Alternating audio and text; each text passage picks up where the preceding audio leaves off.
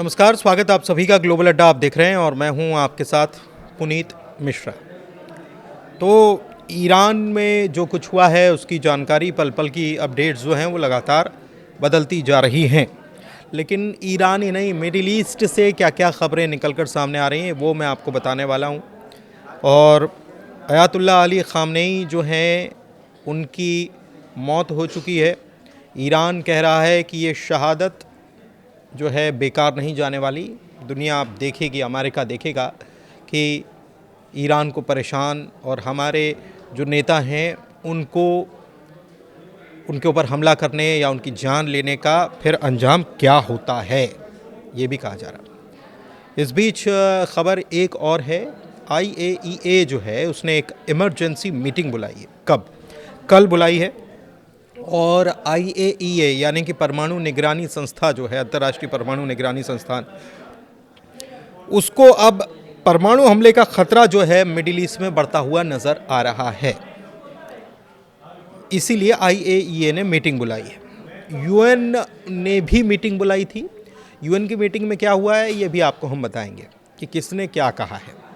अच्छा, आप सोचिए कि UN की मीटिंग, ईरान जो है वो पहले ही मांग कर रहा था कि UN की मीटिंग बुलाई जाए ताकि दुनिया को पता चल सके कि अमेरिका और इजराइल क्या दादागिरी कर रहे हैं या बातचीत की मेज़ पर क्या स्थितियां बन रही हैं। ईरान चाहता था कि UN में वो अपनी बात रखे, ऐसी जो हमला हुआ है या जो युद्ध चल रहा है इसके पहले ही। लेकिन उस वक्त मीटिंग नहीं बुलाई गई। अब देखिए कि UN में मीटिंग जो बुलाई गई उसमें किसने क्या कहा है, इसको सोचिएगा। और अगर ये मीटिंग पहले बुला ली गई होती तो क्या अच्छा नहीं होता, और अब मीटिंग बुलाने के बाद बयान देना या उसका खेल करना क्या सही है, ये आप सोचिएगा। लेकिन इस बीच मैं आपको अपडेट्स बताने के लिए आया हूँ। तो सुप्रीम लीडर अली ख़ामनेई जो हैं उनकी मौत के बाद ईरान में लोग बड़ी संख्या में सड़कों पर आए हुए हैं। लोगों में दर्द है, गुस्सा है, गमगीन है, रो रहे हैं लोग। लेकिन इसके साथ ही साथ कह रहे हैं कि इसका बदला लिया जाएगा और ये कह रहे हैं कि लड़ेंगे, मरेंगे, समझौता नहीं करेंगे। IRGC के भाई बदला लो, ये नारे ईरान की सड़कों पर इस वक्त लगाए जा रहे हैं। अच्छा, जो हमला हुआ उसमें ख़ामनेई साहब के अलावा IRGC के कमांडर मेजर जनरल मोहम्मद पाकपौर और सुप्रीम डिफेंस काउंसिल के सेक्रेटरी एडमिरल अली शामखानी की मौत भी हुई है और ये ईरान की तरफ से इसे कंफर्म भी कर दिया गया है। ईरान का तब सबसे ताज़ा अपडेट जो है वो गंभीर स्थिति में हो गया है और तेज़ी से बदलता जा रहा है। अमेरिका और इजराइल ने ईरान पर बड़ा हमला किया और 28 फरवरी 2026 यानी कि कल अमेरिका और इजराइल ने मिलकर ईरान पर बड़े पैमाने पर एयर स्ट्राइक किए हैं। क्या जानकारी है कि करीब 200 फाइटर जेट्स जो हैं उन्होंने अटैक किया ईरान में 500 ठिकानों पर, और ट्रंप ने इसे मेजर कॉम्बैट ऑपरेशन बताया। कहा कि ख़ामनेई को उन्होंने one of the most evil people in history बता दिया, जो डोनाल्ड ट्रंप ने। और ये बताया है कि ख़ामनेई के ऑफिस को टारगेट किया गया था, कई टॉप अधिकारी मारे गए हैं। ख़ामनेई जो हैं उनके परिवार के लोग भी इसमें मारे गए हैं। अब ईरान ने इसका जवाब कैसे दिया? ईरान ने इसकी प्रतिक्रिया कुछ ऐसे दी कि इजराइल, कतर, बहरीन, UAE और मिडिल ईस्ट में अमेरिका पर 200 से ज़्यादा बैलिस्टिक मिसाइलें और ड्रोन दागे हैं। दुबई से खबरें भी आने लगी हैं, वहाँ पर धुएं का गुबार नज़र आ रहा है। अमेरिकी बेस को भी निशाना बनाया गया, और कितने अमेरिकी बेस को, जो ख़ामनेई कह गए कि रीजनल वॉर में यह तब्दील हो सकता है, तो 27 अमेरिकी बेसिस को निशाना बनाया गया, जिसमें इराक के भी अमेरिकी बेसिस हैं। ईरान ने फ़िलहाल 40 दिनों का शोक घोषित किया है और बदला लेने की कसम खाई है। यहाँ पर एक गर्ल्स स्कूल पर भी हमले का आरोप है, जिसमें करीब 40 से 50 छात्राओं की मौत का दावा किया जा रहा है। इधर इजराइल ने रविवार को एक बार फिर से 3 साइट्स पर अटैक किए हैं, मतलब आज की जो ताज़ा अपडेट है। ट्रंप कह रहे हैं कि बॉम्बिंग हम जारी रखेंगे और तब तक जारी रखेंगे जब तक ये ज़रूरी हो।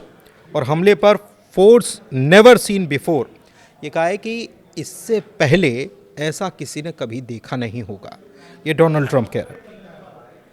इस बीच हमने आपको बताया कि यूएन में मीटिंग बुलाई गई। यूएन के महासचिव एंटोनियो गुटेरेस ने ईरान पर अमेरिकी इजराइल हमले की निंदा कर दी, निंदा कर रहे हैं। और यूएन की जो सिक्योरिटी काउंसिल की बैठक जो है, इसमें मीटिंग बुलाई गई थी। इसमें अमेरिका और इजराइल के ईरान पर सैन्य हवाई हमलों की निंदा की गई। और ईरान ने जो Bahrain, Iraq, Jordan, Kuwait, Qatar, Saudi Arab और संयुक्त अरब अमीरात यानी कि यूएई यहाँ पर हमला किया है, तो इसकी भी निंदा की गई। एंटोनियो गुटेरेस ने कहा है कि सैन्य हमलों से अंतर्राष्ट्रीय शांति और सुरक्षा खतरे में आ गई है और सभी पक्षों से उन्होंने तुरंत हिंसा रोकने और कूटनीति की ओर लौटने का आग्रह किया है। ये यूएन है, यहाँ पर तमाम मुल्क आते हैं, अपनी बात रखते हैं। ईरान यही चाहता था कि इस यूएन में पहले इसको, यूएन को यानी कि तमाम दुनिया को, पूरी दुनिया को ये पता चले कि ईरान का पक्ष क्या है, अमेरिका का पक्ष क्या है। एक बार बुला लो, बैठक बुला लो, मीटिंग कर लो, चर्चा कर लो, बातचीत तो हम अमेरिका से कर ही रहे, ईरान का ये कहना था। लेकिन हुआ क्या, इजराइल ने अटैक कर दिया, पीछे से अमेरिका भी साथ में आ गया। ईरान ने अमेरिका इजराइल हमले की यूएन में निंदा की है और साथ ही में पाकिस्तान ने भी जो इस मसले पर ईरान का साथ दिया है उसके लिए पाकिस्तान को शुक्रिया कहा है। लेकिन इस बार पाकिस्तान में जो यूएस काउंसलेट जो है वहाँ पर हमला किया गया, नाराज़गी लोगों की देखने को मिली, सड़क पर लोग उतर आए, विरोध प्रदर्शन किया गया, पाकिस्तान के ही लोग थे, आगजनी की गई। और इस बीच बड़ी खबर यह है कि पाकिस्तान के कई नागरिकों की मौत हुई है। क्यों हुई है? क्योंकि वहाँ पर पाकिस्तानी की सेना जो है उसने गोलीबारी की है और गोलीबारी में कई पाकिस्तानी नागरिकों की जान तक चली गई। और वहाँ प्रदर्शन किस बात को लेकर हो रहा था? वहाँ हो रहा था अयातुल्लाह अली ख़ामनेई की जो मौत हुई है, जो अमेरिकी हमले में हुई है, उसके बाद ये प्रदर्शन किया जा रहा था, नाराज़गी दिखाई जा रही थी। और इसी नाराज़गी के दौरान हमला कर दिया गया, आगजनी की गई और उसके बाद वहाँ पुलिसकर्मियों ने गोली चलाई अपने ही देश के नागरिकों पर, कई लोगों की मौत हो गई। अच्छा, ईरान पर हमले को लेकर यूएन में अमेरिका की दलील क्या है कि बात से बात नहीं बनी और इसलिए हमला कर दिया, जबकि एक और मीटिंग होना प्रस्तावित थी बहुत जल्दी, मतलब एक हफ्ते के पहले ही एक और बातचीत होनी थी। और इस बात का जिक्र ईरान के विदेश मंत्री जो हैं अब्बास अराक्ची, उन्होंने कहा भी कि हम बातचीत की मेज़ पर हैं और बहुत अच्छी चीज़ें निकलकर सामने आ रही हैं, लेकिन इससे पहले ये सब कुछ हो जाता है। अमेरिका कह रहा है कि जो आक्रामकता है उसको हम नज़रअंदाज कैसे कर सकते थे। ईरान की आक्रामकता उनको नज़र आ रही थी। उन्होंने कहा है कि हमारा टारगेट साफ है, ईरान शासन व्यवस्था फिर कभी दुनिया को परमाणु हथियार के खतरे की धमकी नहीं दे पाएगी। जबकि ईरान एक नहीं कई 100 बार ये कह चुका है कि हम परमाणु हथियार नहीं बना रहे। सवाल ये कि ईरान फिर इतनी ज़्यादा यूरेनियम एनरिच क्यों कर रहा था, एक बड़ा सवाल। इधर माइक वॉट्स जो हैं वो कह रहे हैं कि कोई भी जिम्मेदार देश लगातार आक्रामकता और हिंसा को बर्दाश्त नहीं कर सकता, या अमेरिका के लिए वो कह रहे हैं। फ्रांस ने जोर दिया कि क्षेत्र को शांति की ज़रूरत है। इजराइल ने कहा कि हमले बहुत ज़रूरी कदम थे, वरना क्या हो जाता। इजराइल का तो रुख यही शुरुआत से रहा है। ईरान ने कहा कि कानूनी बुनियाद के बिना हमले किए गए, कोई कारण नहीं था, उसके बावजूद हमले किए गए। जानबूझकर बड़े शहरों को टारगेट किया गया, वहाँ के नागरिकों को टारगेट किया गया, हमारे लोगों को मारा गया। रूस कह रहा है कि ये हमला जो है ये उकसाने की कार्रवाई है और कूटनीति के साथ एक विश्वासघात करने का काम अमेरिका ने किया है। चीन कह रहा है कि ईरान की क्षेत्रीय अखंडता का सम्मान किया जाना चाहिए। और चौंकाने वाली बात है कि जब बातचीत चल रही थी इसी दौरान हमले हो गए। बहरीन ने कहा है कि जो बेवजह ईरान पर हमले हुए हैं उसकी निंदा बहरीन ने भी कर दी है। तो ये यूएन जो में इतने सारे लोग ये सब कुछ कह रहे हैं, लेकिन मतलब क्या है? पहले से सैन्य, ऐसा नहीं है कि अचानक से हो गया, पहले से सैन्य सजावट हो रही थी, तब ये लोग कहाँ थे? क्यों बयान नहीं आया इन लोगों का कि नहीं, बातचीत से चीज़ें हल होना चाहिए, आप बातचीत, ऐसा नहीं हो सकता। तमाम यूएन में तमाम मुल्क कह रहे हैं, लेकिन अब तो हमला होगा, हो चुका है, अली ख़ामनेई की मौत हो चुकी है।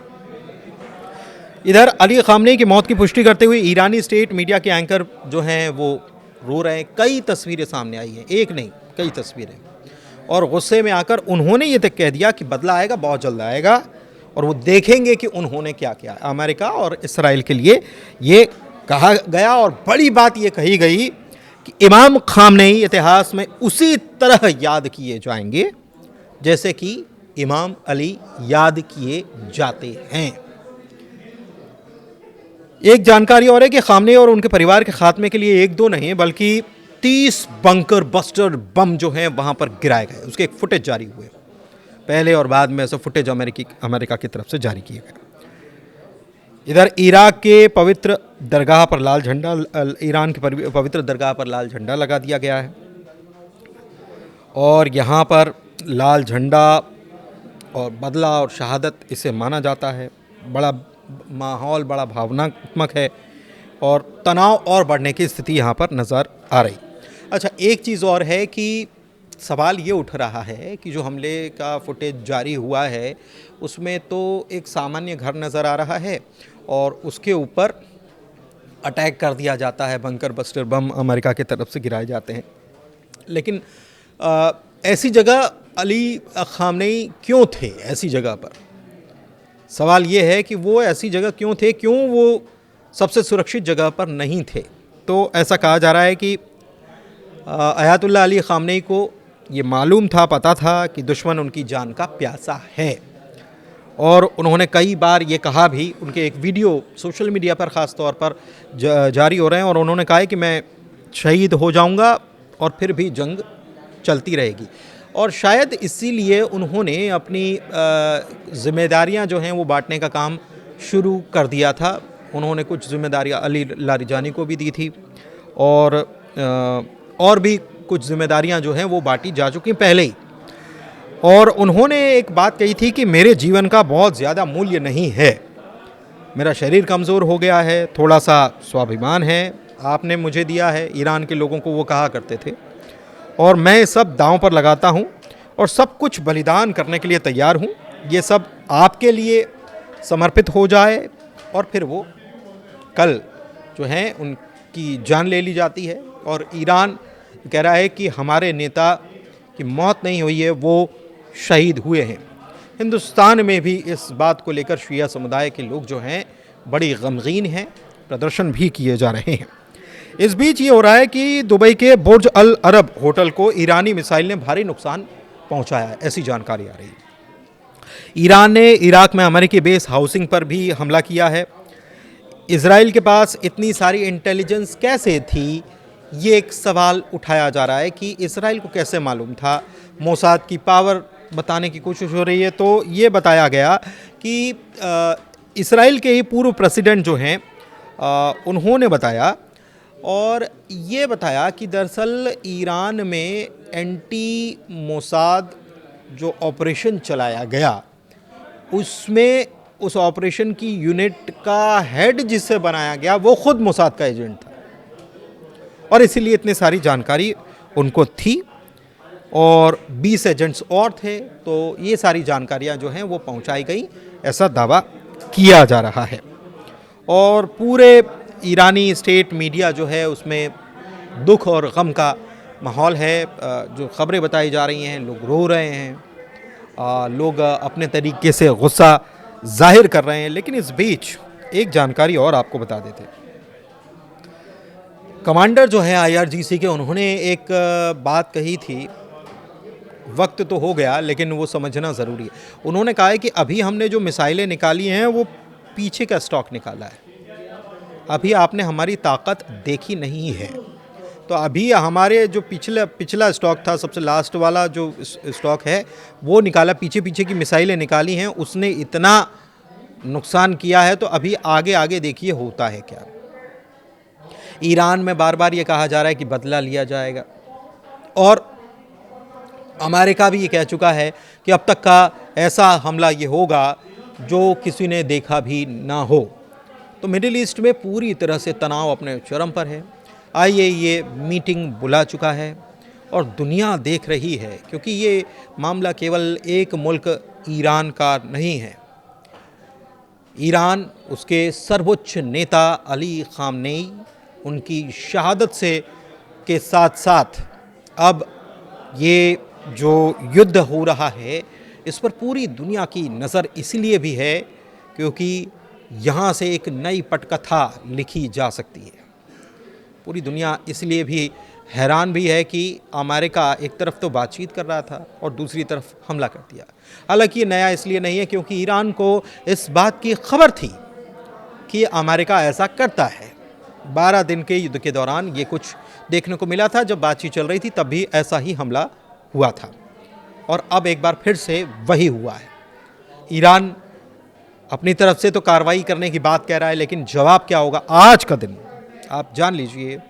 1 मार्च का दिन बहुत अहम है इस मामले को लेकर। लगातार अपडेट्स आप तक पहुंचाते रहेंगे। फिलहाल बहुत शुक्रिया।